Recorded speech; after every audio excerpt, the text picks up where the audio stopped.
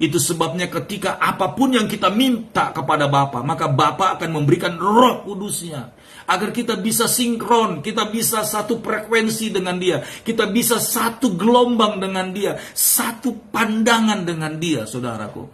Jadi kalau selama ini kita tabrakan, kita tidak pernah sinkron dengan Tuhan, kita tidak pernah satu imajinasi dengan Tuhan, kita gak akan mungkin bisa mencapai apa yang kita doakan, saudara.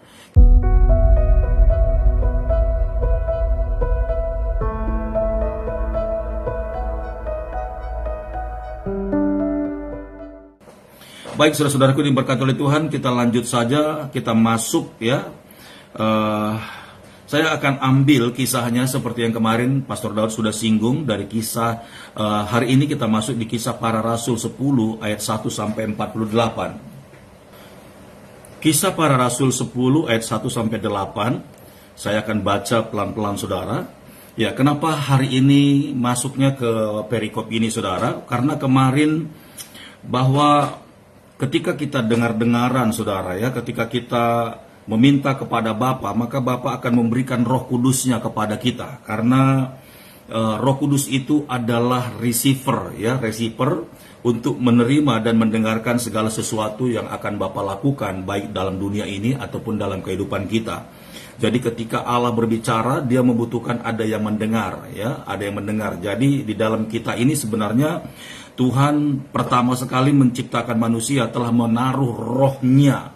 Ketika Adam berbuat dosa, rohnya itu diambil. Itu sebabnya ketika ular mengatakan kepada Adam dan Hawa bahwa apabila engkau memakan buah ini, engkau tidak akan mati, tetapi engkau akan mengetahui bahwa engkau tahu yang baik dan yang jahat. Artinya Allah yang berfirman, jikalau engkau sekali-kali makan buah ini, engkau akan mati. Kata mati di sana, kata Allah berfirman, engkau akan mati. Itu artinya putus hubungan dengan Allah, saudara. Ya, artinya rohnya itu diambil. Karena gak mungkin Adam itu ada roh Allah di dalamnya, tapi dia berbuat dosa dan tidak taat kepada perintah Allah. Dan itu sebabnya di akhir zaman ini Allah berjanji, Bapa kita berjanji, Dia akan mencurahkan kembali Roh Kudusnya itu seperti apa yang telah didapatkan oleh rasul-rasul di zaman dahulu ya, di dalam Kisah Para Rasul. Nah, saudara diberkati oleh Tuhan, kita sudah bahas panjang sekali kemarin, dan silakan saudara dengar yang kalau memang belum ya, tetapi kalau yang sudah dengar pasti sudah tahu pengajaran yang kemarin itu nyambung dengan yang sekarang. Haleluya. Jadi ketika apa saja yang kita minta, maka Dia akan memberikan Roh Kudusnya.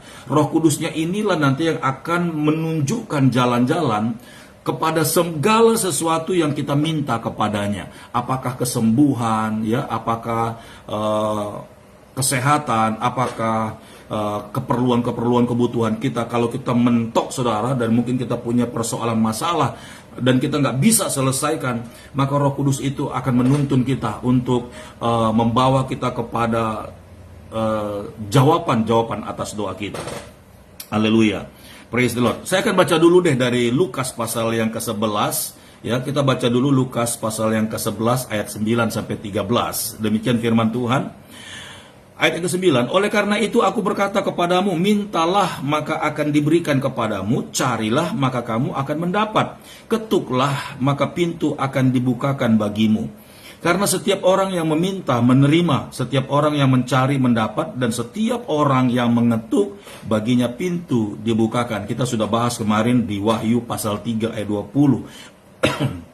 Bagaimana Tuhan Yesus datang dan mengetuk pintu hati kita, saudara, kembali untuk menjawab doa-doa kita dan membawa berkat-berkat yang kita butuhkan. Ya, dikatakan sekali lagi, saya akan baca ayat 10. Karena setiap orang yang meminta menerima, dan setiap orang mencari mendapat, dan setiap orang yang mengetuk baginya pintu dibukakan.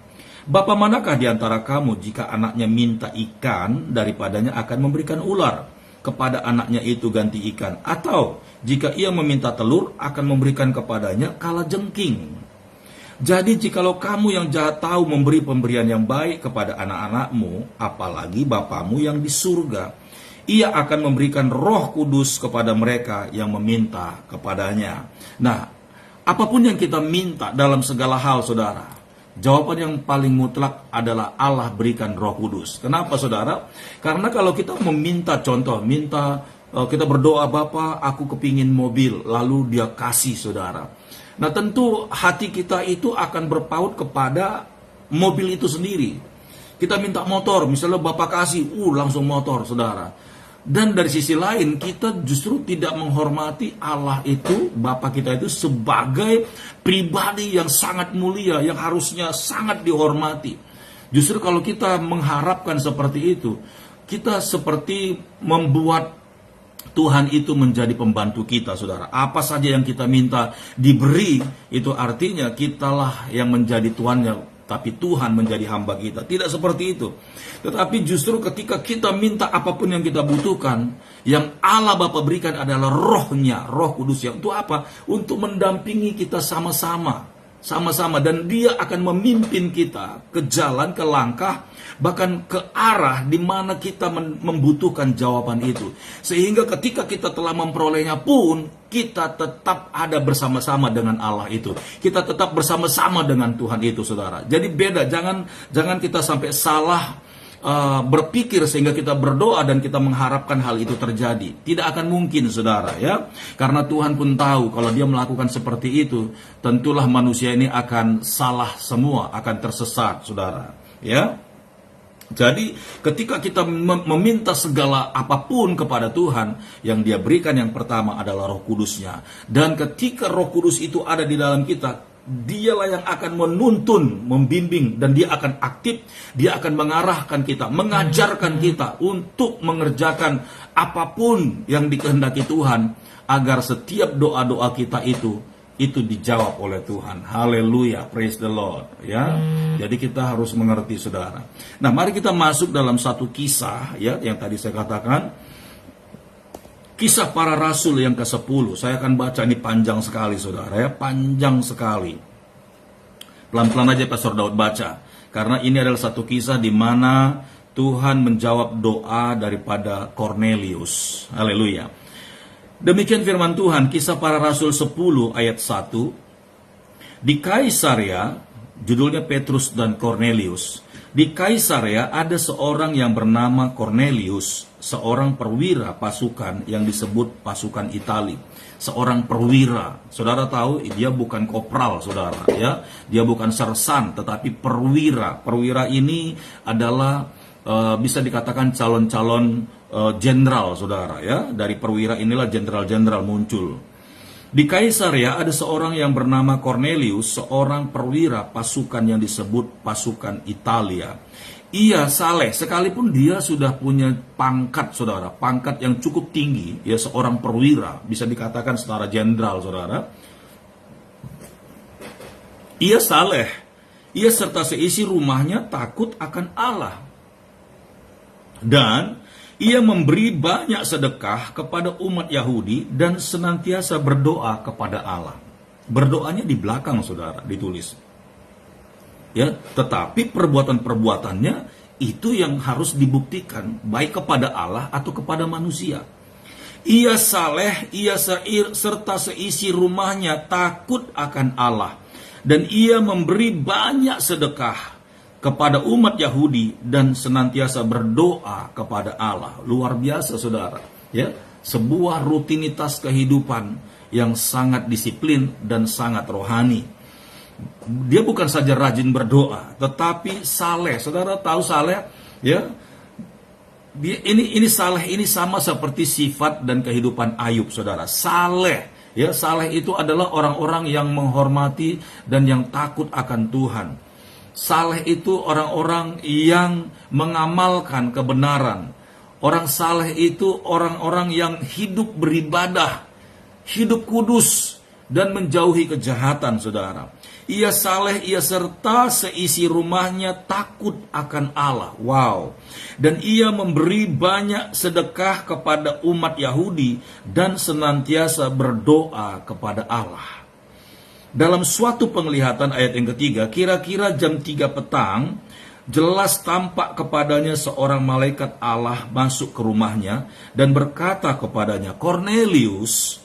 Ia menatap malaikat itu dan dengan takut ia berkata, ada apa Tuhan?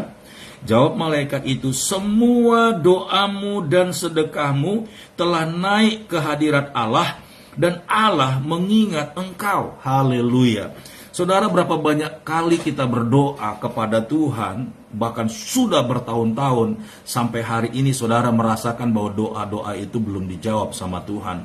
Nah, mungkin saudara sedang bertanya-tanya, apa yang kurang, atau apakah Tuhan memang tidak mau menjawab? Kenapa doa-doa saya itu sampai hari ini tidak ada responnya, tidak ada buktinya, bahkan tidak dijawab sama Tuhan? Saudara gue diberkati oleh Tuhan, ketika kita minta kepada Tuhan, yang pertama sekali itu kita harus belajar menyenangkan hati Tuhan. Sekali lagi seperti yang saya katakan tadi, kalau kita meminta dan berharap Tuhan menjawab, begitu gampangnya Tuhan itu, saudara. Begitu tidak ada harganya Dia. Apa saja yang kita minta, apa saja yang kita mau, semua dikasih. Haleluya. Ya, sementara kita tidak menunjukkan kesalehan kita di hadapan Tuhan. Kita tidak menunjukkan kehormatan kita kepadanya. Kita tidak menunjukkan kasih setia kita kepada Tuhan. Kita tidak menunjukkan ketaatan kita, ya, kepatuhan kita kepada perintah-perintahnya. Bagaimana mungkin kita berharap apa yang kita minta semuanya dikasih? Karena orang-orang yang punya hubungan baiklah yang biasanya dan yang pasti didengar sama Tuhan. Hanya orang-orang yang menjadi sahabat baiknya Tuhan yang dijawab doa-doanya, saudara. Ya, karena Tuhan tahu bahwa orang-orang yang menjadi sahabat-sahabat Tuhan, saleh-salehnya Tuhan itu, ya, kalau dia butuh sesuatu itu sangat penting dan sangat berharga di mata Tuhan, dan Tuhan tahu itu harus dijawab dan itu harus diadakan, saudara. Tapi siapa kita yang kita tidak pernah taat, tidak pernah tunduk kepada perintah Tuhan, hidup kudus pun tidak menghormati Tuhan di mana-mana kita ada, tidak meletakkan kemuliaan Tuhan di mana-mana kita tinggal, saudara. Sembrono, sembarangan, mulut kita, sikap kita nggak ada takut-takutnya kepada Tuhan. Mungkin menurut manusia kita, apa yang kita kerjakan itu masih wajar, tapi di hadapan Tuhan kita tidak wajar, saudara. Kita tidak berani mempertahankan iman kita di hadapan orang untuk Tuhan, saudaraku. Ya, kita kompromi, kita ikut-ikutan, kita masuk dan nimbrung di dalam kehidupan-kehidupan yang sebenarnya tidak diberkati oleh Tuhan. Haleluya. Ya. Tidak boleh seperti itu, saudaraku.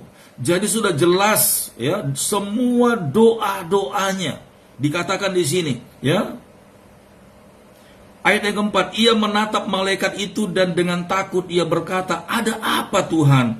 Jawab malaikat itu, semua doamu dan sedekahmu telah naik ke hadirat Allah dan Allah mengingat engkau. Kita sudah belajar tentang Dorcas, saudaraku. Ya, kenapa Dorcas akhirnya dibangkitkan Tuhan dari kematiannya, saudara. Dia sudah mati, tapi karena orang-orang mengasihinya, karena sedekah-sedekahnya, karena perbuatan-perbuatan baiknya, karena amal-amalnya, karena semua kesalehannya itu dicatat di surga. Ketika ada orang-orang yang ada di dekatnya, saudara, berteriak minta tolong, bahkan keberatan agar Dorcas ini tidak mati, saudaraku. Lalu mereka meminta Petrus untuk datang dan berdoa untuk Dorcas ini. Saudara boleh lihat bagaimana Dorcas dibangkitkan kembali dan dia dihidupkan sama Tuhan, karena memang Dorcas berhak menerima berkat besar itu. Haleluya. Nah, saudara, coba kita cross check dalam hidup kita. Apakah kita sudah seperti Dorcas? Jangan-jangan memang kita cuma hanya berdoa, itu pun berdoa minta aja, saudara. Itu pun berdoa cuma hanya kebutuhan kita saja. Kita tidak pernah berdoa untuk orang lain. Kita tidak pernah berdoa untuk sesama kita. Kita tidak pernah berdoa di luar pribadi kita. Bahkan kita tidak pernah berdoa dan berpikir agar apabila Tuhan memberkati kita, kita akan berkati orang lain menjadi sedekah kita. Pernah nggak kita berpikir seperti itu? Contoh, saudara, Tuhan, jikalau Engkau memberkati saya, Tuhan, jikalau Engkau memberikan berkat lebih bulan ini, Tuhan, aku rindu ingin menolong bapak atau ibu atau saudaraku yang itu, Tuhan. Aku melihat dia hidupnya kekurangan, aku melihat dia hidup, Tuhan, tidak punya apa-apa. Aku lihat dia, Tuhan, tidak punya handphone, Tuhan. Sekalipun handphone murahan saja, biar saya bisa bertelepon dengan dia. Tuhan, jikalau Engkau, Tuhan, memberikan berkat lebih buat bulan ini, Tuhan, aku akan memberikan, aku akan beli, Tuhan, handphone buat dia. Haleluya, itu sedekah, saudaraku. Kita berdoa kepada Tuhan, tapi yang kita minta bukan buat kita, tapi kita akan serahkan kepada orang-orang lain. Haleluya. Coba kita flashback, saudara. Ya, udah ribuan doa yang kita naikkan di mulut kita, itu selalu buat kita. Berkati kami Tuhan, berkati saya, limpahkan kami Tuhan, limpahkan saya Tuhan, mari Engkau jamah kami, Engkau jamah saya. Enggak lebih dari itu, kita, aku. Haleluya. Saudara, kita enggak pernah sedekah, enggak pernah. Tapi kalau kita bilang, Tuhan, jikalau Tuhan kehendaki, aku ingin memberkati keluarga itu, Tuhan. Mereka kekurangan, mereka tidak punya beras, Tuhan. Tolong saya, Tuhan.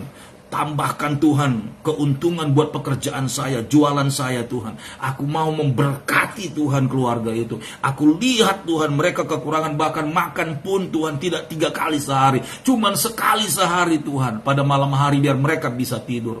Haleluya. Saudaraku diberkati oleh Tuhan. Kalau kita punya gaya hidup berdoa seperti itu namanya doa egois, saudaraku. Doa egois, ya. Karena Tuhan sudah tahu bahwa apapun yang kita perlukan sebagai anak-anaknya, Dia sudah tahu, saudara, apa yang kita butuhkan. Tetapi akan lebih baik lagi ketika kita berdoa bukan hanya untuk kita, saudara, tapi berdoalah kepada orang-orang kudusnya Tuhan. Itulah yang menjadi sedekah kita, saudara. Kalau kita ada berkat lebih, yuk mari hantarkan kepada mereka-mereka yang lebih layak menerimanya. Mari hantarkan bagian yang bukan bagian kita, itu bagian orang lain. Itu artinya sedekah, saudara. Kita sudah belajar kemarin berapa pengajaran yang lalu, Lukas pasal 16, saudara, bahwa apa yang ada kita miliki itu bukan semuanya punya kita, tapi sebagian itu adalah punya orang lain. Jikalau engkau setia akan harta milik orang lain, maka hartamu sendiri akan dikembalikan kepadamu. Tetapi jika engkau tidak setia akan harta milik orang lain, siapakah yang akan menyerahkan hartamu sendiri kepadamu? Saudara harus tahu itu, saudara. Itulah sedekah. Haleluya. Jadi jelas bahwa si Cornelius ini adalah seorang pribadi, kepala rumah tangga, imam yang sungguh-sungguh hormat dan takut akan Tuhan. Dia ini punya jabatan, pangkat, titel yang tinggi, tapi dia tidak sombong, saudaraku. Alkitab mencatat dia saleh, bahkan ia serta seisi rumahnya takut akan Allah. Haleluya. Orang-orang yang hidup dalam doa, orang-orang yang melakukan kesalehan di hadapan Tuhan, itu membawa impact, dampak, pengaruh bukan hanya kepada dirinya, pertama sekali terhadap orang-orang yang ada di dalam rumah tangganya. Suami istri, ya, suami-suamimu pasti akan takut akan Tuhan. Istri-istrimu pun akan takut dan taat kepada Tuhan. Bahkan anak-anakmu pun engkau tidak akan perlu khawatir ketika mereka di luar rumah, ketika mereka jauh daripadamu, ketika mereka di sekolah atau di kuliah dimanapun.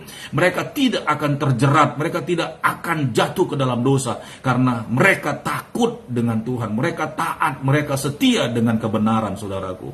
Itu dimulai dari imam, itu dimulai dari orang tua, itu dimulai dari orang-orang yang sudah mengerti kebenaran firman Tuhan. Haleluya. Ya, saya akan baca ulang ayat yang keempat, saudara. Ia menatap malaikat itu dan dengan takut dia berkata, "Ada apa Tuhan?" Jawab malaikat itu, "Semua doamu dan sedekahmu telah naik ke hadirat Allah dan Allah mengingat engkau. Dan sekarang," ayat yang kelima, "suruhlah beberapa orang ke Yope untuk menjemput seorang yang bernama Simon dan yang disebut Petrus." Nah, inilah dia tadi, saudara. Ketika dia berdoa, Allah menjawab dan memberikan rohnya. Ya, kata malaikat di sini ini adalah pernyataan Tuhan. Lalu Petrus inilah menjadi jalan pintu gerbangnya, saudara. Kita lihat ya, ini ceritanya sangat bagus. Saya ulang ayat yang kelima. Dan sekarang suruhlah beberapa orang ke Yope untuk menjemput seorang yang bernama Simon dan yang disebut Petrus. Ia menumpang di rumah seorang penyamak kulit yang bernama Simon yang tinggal di tepi laut. Setelah malaikat yang berbicara kepadanya itu meninggalkan dia, dipanggilnya 2 orang hambanya beserta seorang prajurit yang saleh dari orang-orang yang selalu bersama-sama dengan dia.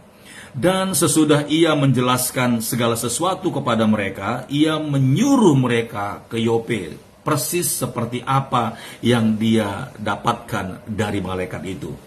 Ya, padahal ini Cornelius belum melihat dan siapakah Petrus itu, dan Yope itu arah kemana. Kalau zaman sekarang ini kita boleh mungkin menggunakan map. Kita ketik dari rumah map, alamatnya kita tulis lengkap, itu sudah tahu kita akan kemana. Tapi ini malaikat cuma hanya bilang, suruhlah, pergilah, jemputlah seorang yang bernamanya Petrus di Yope. Yope itu luas, saudaraku. Alamatnya nggak disebut RT berapa, tidak disebut. Tapi Yope, ya, itu sama seperti kalau saudara datang ke Jakarta, anggaplah Jakarta Timur gitu ya. Tapi Jakarta Timur itu luas, Pak. Di mana? Wah, itu ngeri ya. Tetapi saudaraku, kalau Tuhan sudah suruh, coba saudara bayangkan bagaimana Roh Kudus itu menuntun saudaraku, ya, menuntun Cornelius dan juga orang-orangnya, hamba-hambanya, pasukannya untuk bisa mendapatkan Petrus sebagai jawaban doa, saudara. Haleluya. Ya.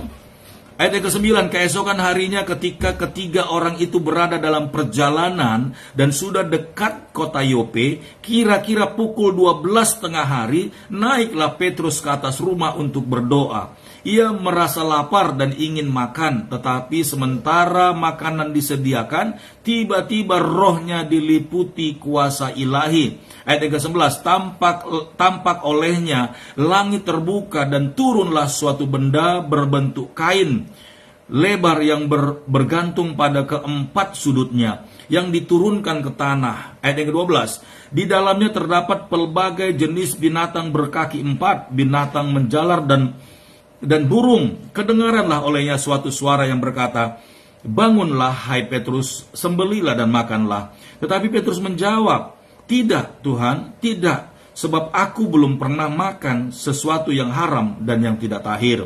Ayat yang ke-15, kedengaran pula untuk kedua kalinya suara yang berkata kepadanya, apa yang dinyatakan halal oleh Allah, tidak boleh engkau nyatakan haram. Hal ini terjadi sampai 3 kali dan segera sesudah itu terangkatlah benda itu ke langit. Petrus bertanya-tanya di dalam hatinya, apa kiranya arti penglihatan yang telah dilihatnya itu? Sementara itu telah sampai di muka pintu orang-orang yang disuruh oleh Cornelius dan yang berusaha mengetahui di mana rumah Simon. Saudara coba bayangkan. Ya, Cornelius itu dapat penglihatan, malaikat datang kepadanya lalu memerintahkan Cornelius untuk menyuruh utusannya mencari Petrus di Yope dengan alamat yang tidak terlalu jelas. Cukup di Yope, di rumah Simon si penyamak kulit. Lalu Cornelius taat dengan pesan Tuhan itu, kemudian dia utus ya 2 orang dengan 1 sahabatnya, 3 orang mereka, lalu mereka berjalan ke Yope dengan tujuan sebenarnya yang tidak terlalu akurat, saudara. Tetapi Roh Kudus memimpin mereka, engkau pasti akan berjumpa. Nah, saudaraku yang berkati oleh Tuhan, sebagai bukti yang lebih dahsyat lagi, ternyata Roh Kudus yang sama bekerja juga di Petrus. Pada jam 12 petang ketika dia akan makan, naik ke atas loteng, lalu Allah memberikan penglihatan juga kepadanya berupa jenis-jenis binatang yang haram. Saudara, ternyata Cornelius ini adalah satu bangsa yang tidak sama dengan bangsa Yahudi, bangsa-bangsa seperti Petrus ini, saudaraku.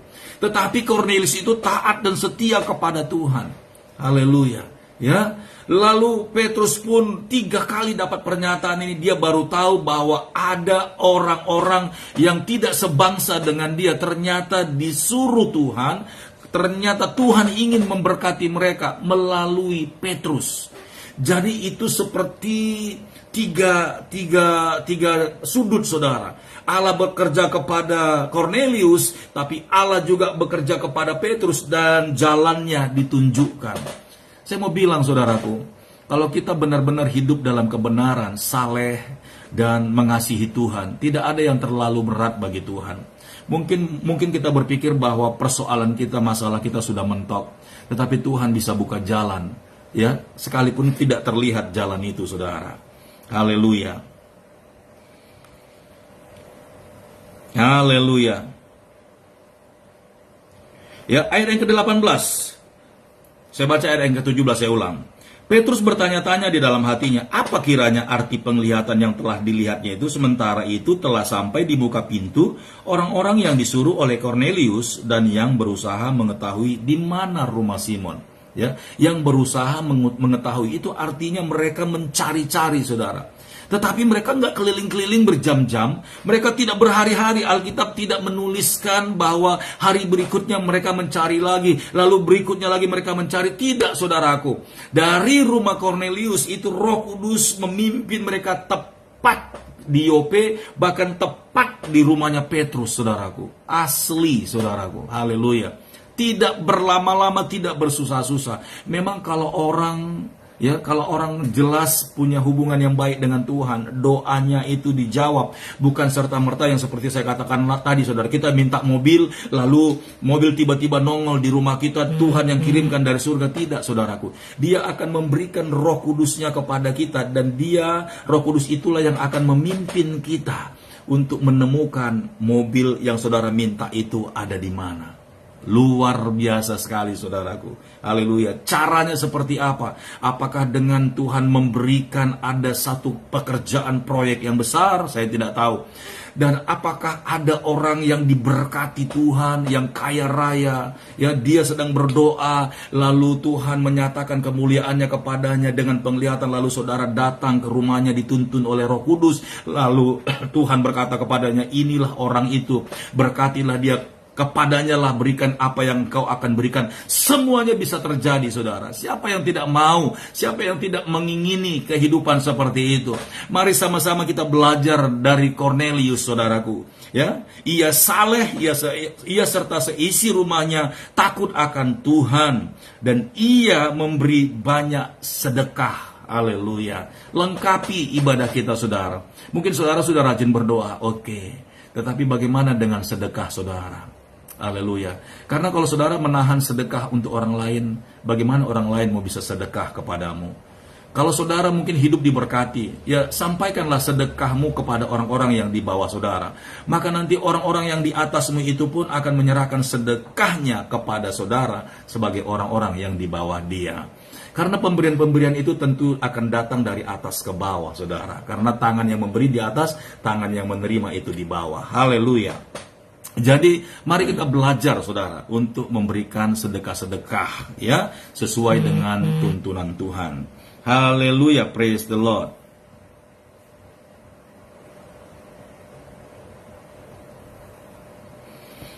Haleluya. Ya, ayat yang ke-18, mereka memanggil seorang dan bertanya, apakah Simon yang disebut Petrus ada menumpang di rumah ini? Dan ketika Petrus sedang berpikir tentang penglihatan itu, berkatalah Roh. Lihat, saudaraku, jelas sekali. Dan ketika Petrus sedang berpikir tentang penglihatan itu, berkatalah Roh, ada 3 orang mencari engkau. Bangunlah, turunlah ke bawah dan berangkatlah bersama-sama dengan mereka. Jangan bimbang, sebab aku yang menyuruh mereka kemari. Haleluya, mantap sekali, saudaraku. Ya, memang kalau Roh Kudus sudah bekerja, itu keajaiban-keajaiban itu terus terjadi. Saya percaya kalau kita masuk ke dalam hati Tuhan, hal-hal seperti ini akan sering terjadi. Saudara akan bingung, iya ya, kenapa? Apakah ini secara kebetulan? Tidak ada yang kebetulan, saudara. Ya, tidak ada secara kebetulan. Hanya orang-orang yang berkenan di hati Tuhan itu akan mengalami hal-hal seperti ini. Ya, ayat 21, lalu turunlah Petrus di bawah dan berkata kepada orang-orang itu, akulah yang kamu cari. Apakah maksud kedatangan kamu? Ayat 22, jawab mereka, Cornelius, seorang perwira yang tulus hati, haleluya, Cornelius, seorang perwira yang tulus hati dan takut akan Allah, dan yang terkenal baik di antara seluruh bangsa Yahudi, telah menerima pernyataan Allah dengan perantaraan seorang malaikat kudus, supaya ia mengundang engkau ke rumahnya dan mendengar apa yang akan kau katakan. Ia mempersilakan mereka untuk bermalam di situ. Keesokan harinya ia bangun dan berangkat bersama-sama dengan mereka, dan beberapa saudara dari Yope menyertai dia. Artinya yang datang tadi saudara 3 orang, dan berikut dengan Petrus dan teman-teman yang dari Yope juga akhirnya ikut untuk datang memenuhi undangan daripada Kornelius. Ayat ke-24. Dan pada hari berikutnya sampailah mereka di Kaisarea. Kornelius sedang menantikan mereka, dan ia telah memanggil sanak saudaranya dan sahabat-sahabatnya berkumpul. Ternyata Kornelius sudah tahu bahwa utusannya itu, saudaraku, menemukan Petrus dan mereka akan tiba sebentar lagi. Lalu Kornelius ini mengundang saudara-saudaranya, keluarganya, sahabat-sahabatnya, saudara, untuk berkumpul menunggu dan menantikan Petrus yang menjadi jawaban atas doa Kornelius ini, saudara. Haleluya. Ayat yang ke-25, ketika Petrus masuk, datanglah Kornelius menyambutnya, dan sambil tersungkur di depan kakinya, ia menyembah Petrus. Saudaraku yang diberkati oleh Tuhan, saudara, Kornelius ini seorang pejabat, saudara, perwira, ya. Orang-orang tahu mungkin di pintu gerbangnya itu ada pengawal-pengawal, saudara, di sana. Pengawal-pengawal tentara sudah berdiri di sana. Ketika Petrus masuk, Kornelius itu menyembah dia. Padahal Petrus ini bukan presiden, padahal Petrus ini bukan wali kota, bukan gubernur, saudaraku. Tetapi Kornelius, saudara lihat, haleluya. Ketika Petrus masuk, datanglah Kornelius menyambutnya, dan sambil tersungkur di depan kakinya, ia menyembah Petrus. Kelihatan memang, saudaraku, Kornelius ini orang yang rendah hati. Ya, dia tidak memikirkan, dia tidak menyombongkan pangkatnya, titelnya, saudaraku, jabatannya. Dia tidak takut malu kalau dilihat prajurit-prajurit yang ada di rumahnya atau pengawal-pengawalnya, saudara. Haleluya. Dia tidak segan, tidak sungkan. Kenapa ini Bapak Kornelius kok nyembah-nyembah manusia begini? Apa enggak malu dia? Dia kan jabatannya jabatan penting di negeri ini. Tapi Kornelius tidak, saudara. Dia tahu siapa yang pantas dia hormati. Haleluya. Karena yang dibawa Petrus ini adalah kemuliaan Tuhan. Yang dibawa Petrus ini adalah jawaban doanya. Sebab yang dibawa Petrus ini adalah kuasa ilahinya Tuhan. Haleluya. Itu sebabnya Kornelius ini tersungkur menyembahnya. Bagaimana dengan kita? Jangan-jangan kita baru punya jabatan kecil saja, sombongnya bukan main. Jangan-jangan kita baru punya mobil sedikit saja, sebelah kita masih punya motor. Aduh, lagaknya, lenggangnya, saudaraku.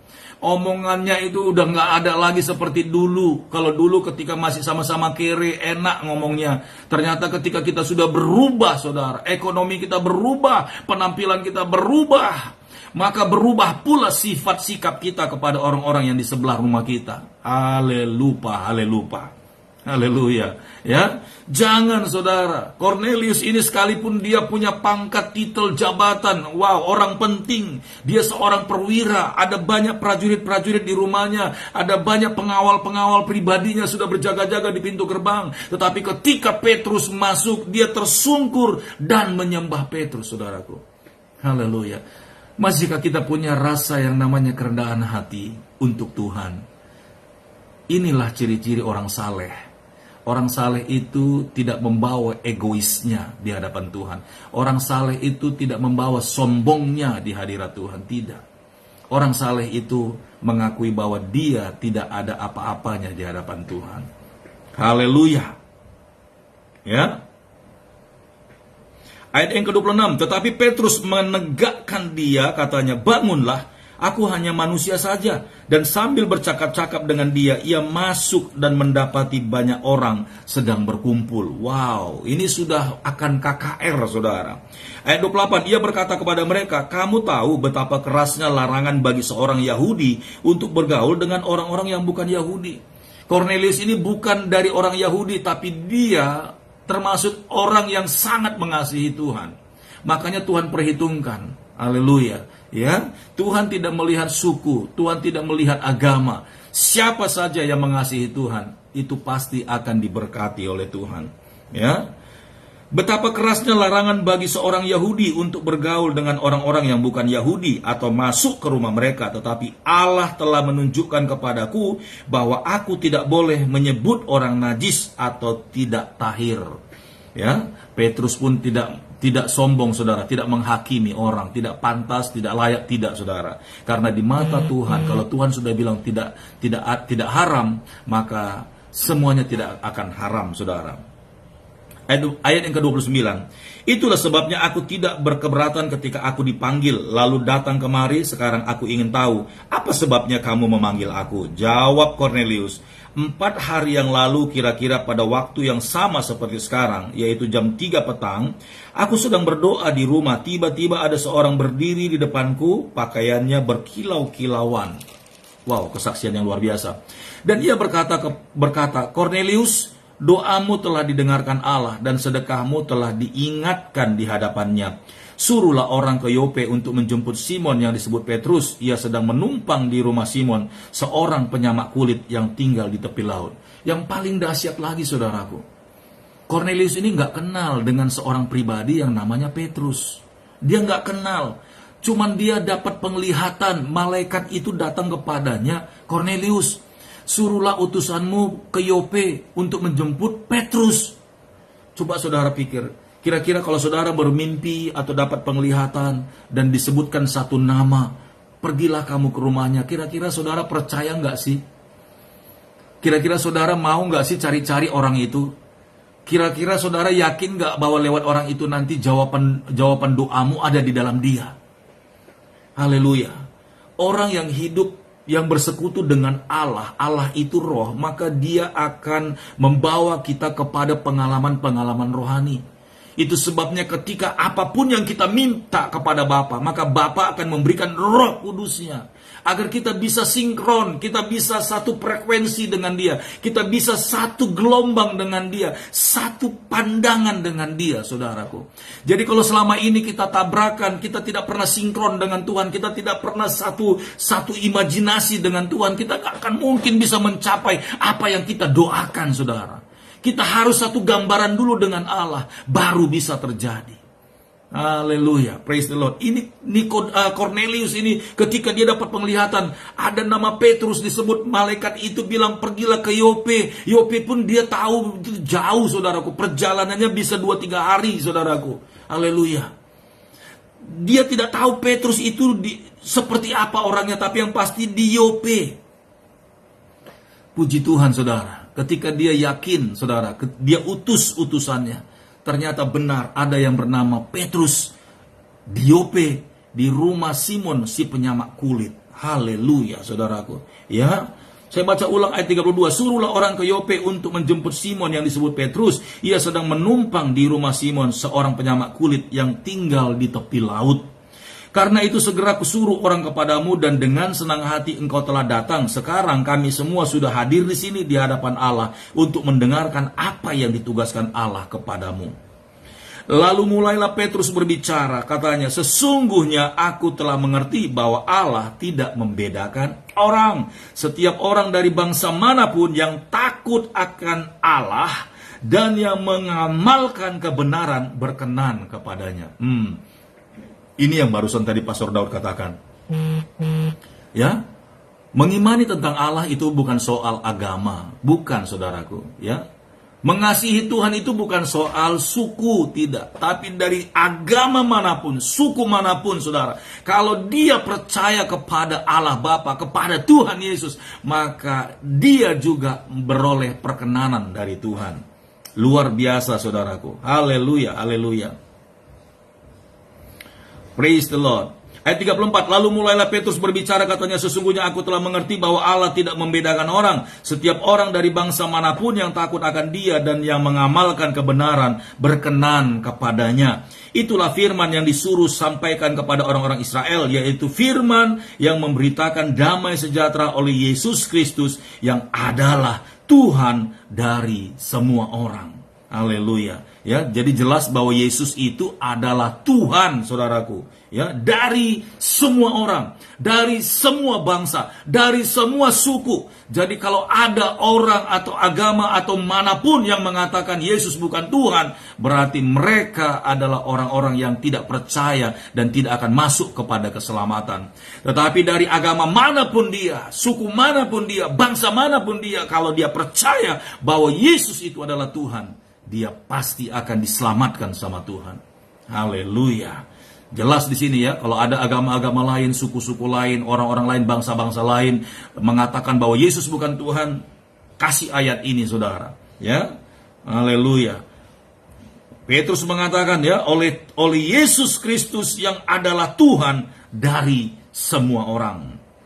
Kamu tahu tentang segala sesuatu yang terjadi di seluruh tanah Yudea, mulai dari Galilea sesudah baptisan yang diberitakan oleh Yohanes, yaitu tentang Yesus dari Nazaret, bagaimana Allah mengurapi dia dengan Roh Kudus dan kuat kuasa, dia yang berjalan berkeliling sambil berbuat baik dan menyembuhkan semua orang yang dikuasai iblis, sebab Allah Bapa menyertai dia.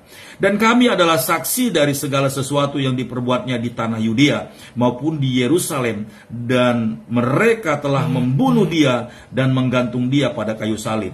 Yesus itu telah dibangkitkan Allah pada hari yang ketiga, dan Allah berkenan bahwa ia menampakkan diri bukan kepada seluruh bangsa, tetapi kepada saksi-saksi yang sebelumnya telah ditunjuk oleh Allah, yaitu kepada kami yang telah makan dan minum bersama-sama dengan dia setelah ia bangkit dari antara orang mati.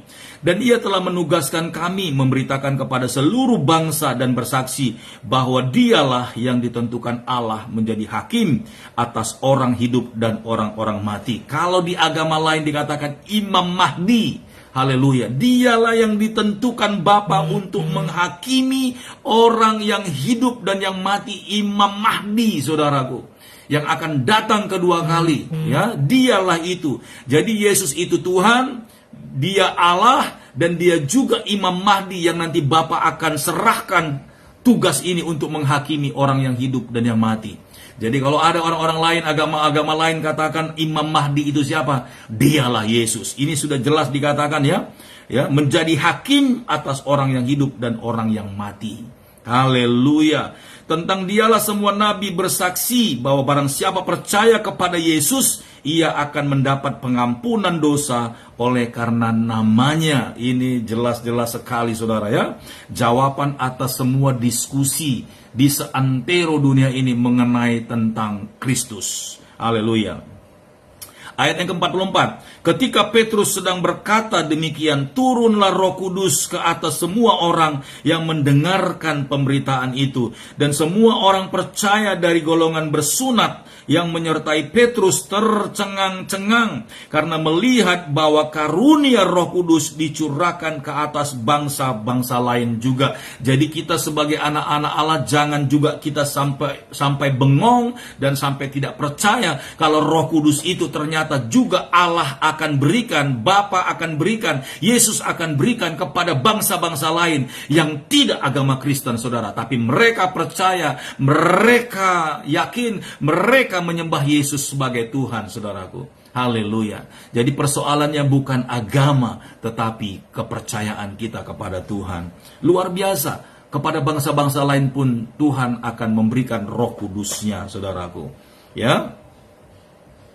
Haleluya. Saya baca ulang ayat 43. Tentang dialah semua nabi bersaksi bahwa barang siapa percaya kepadanya, ia akan mendapat pengampunan dosa oleh karena namanya. Ketika Petrus sedang berkata demikian, turunlah Roh Kudus ke atas semua orang yang mendengarkan pemberitaan itu. Dan semua orang percaya dari golongan bersunat yang menyertai Petrus tercengang-cengang karena melihat bahwa karunia Roh Kudus dicurahkan ke atas bangsa-bangsa lain juga. Sebab mereka mendengar orang-orang itu berkata-kata dalam bahasa roh dan memuliakan Allah. Lalu kata Petrus, bolehkah orang mencegah untuk membaptis orang-orang ini dengan air sedangkan mereka telah menerima Roh Kudus sama seperti kita? Lalu ia menyuruh mereka dibaptis dalam nama Yesus Kristus. Kemudian mereka meminta Petrus supaya ia tinggal beberapa hari lagi bersama-sama dengan mereka. Haleluya. Saudara-saudara yang berkati oleh Tuhan, kita sudah mendengarkan bagaimana kisah yang diawali dengan doa, saudaraku. Haleluya. Ya, keajaiban doa yang dikabulkan. Jadi ini menjadi pembelajaran buat kita saudara. Rangkaian cerita yang sudah kita baca, yang tadi sudah Pastor Daud baca sampai habis, itu adalah perjalanan mukjizat yang dialami oleh Cornelius, ya. Akhirnya semua orang-orang yang diundangnya di rumah, istri, anak-anaknya, saudara-saudaranya, bahkan semua staf-stafnya, bahkan dari keluarga-keluarga besarnya yang diundang di rumahnya itu, semuanya dijamah sama Roh Kudus. Haleluya. Saudara tahu kenapa hal ini terjadi? Karena banyak orang-orang yang datang itu mungkin lagi sakit. Ketika Roh Kudus datang dan dicurahkan, ada mujizat di sana. Ya, kalau Pastor Daud bisa masuk ke dalam peristiwa itu, orang-orang yang sedang punya permasalahan dalam rumah tangga mereka, waktu mereka hadir, mereka dipulihkan ketika Roh Kudus itu masuk. Rumah tangga yang bermasalah, yang mungkin hampir cerai atau mungkin sudah cerai, dipulihkan sama Tuhan pada saat itu juga. Haleluya. Orang sakit disembuhkan, ya. Orang-orang yang bermasalah dalam rumah tangga dipulihkan. Orang-orang yang sedang punya persoalan, mungkin pekerjaan, keuangan dan segala-galanya. Saya percaya ketika Roh Kudus itu dicurahkan, mereka mendapatkan jawabannya. Hanya karena satu orang, akhirnya semua orang yang hadir di situ diberkati oleh Tuhan. Haleluya, haleluya, haleluya. Praise the Lord. Bagaimana dengan kita, saudaraku? Haleluya. Maukah kita jadi berkat bagi banyak orang lain? Maukah kita melakukan apa yang Tuhan perintahkan kepada kita? Pastikan, saudara, semua doa dan harapanmu naik ke hadirat Tuhan dan ikuti dengan sedekah-sedekah yang Tuhan inginkan kita lakukan, saudara. Mungkin saudara bertanya, apakah sedekah itu dilakukan setiap hari? Saya katakan bisa setiap hari, bisa tidak, saudara. Sesuai dengan apa yang Tuhan mau. Bahkan sedekah itu bukan seperti perbuatan baik, ya. Kemarin Pastor Daud sudah jelaskan. Kalau perbuatan baik itu hal-hal kecil, hal-hal sederhana yang bisa kita kerjakan setiap hari. Ya, itu perbuatan baik. Apa saja yang saudara lakukan, baik di dalam rumah tangga ataupun di luar. Kalau ada orang misalnya ya membutuhkan apa yang di rumah saudara, apakah mungkin beras, ya saudara dengan mudah saudara berikan, oke. Ya, itu perbuatan baik. Ya, memberikan uang saudara dengan orang-orang yang sedang membutuhkan, itu perbuatan baik. Tapi sedekah itu adalah sesuatu, ya, yang saudara punya lebih tetapi orang lain tidak punya.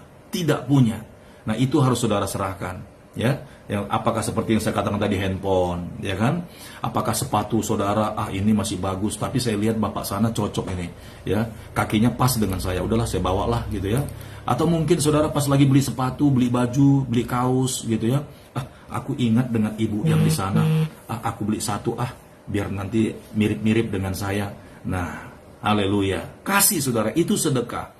Sesuatu yang diingatkan Tuhan untuk saudara lakukan, saudara akan berikan kepada orang lain, itu sedekah, saudaraku.